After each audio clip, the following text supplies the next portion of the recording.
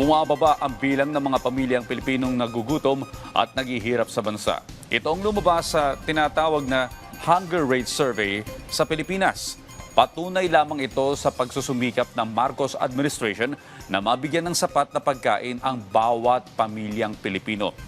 Base sa pinakabagong survey ng SWS, bumaba sa 9.8% ang hunger rate sa Pilipinas nitong ikatlong quarter ng taon, na mas mababa kung ikukumpara sa 10.4% noong second quarter.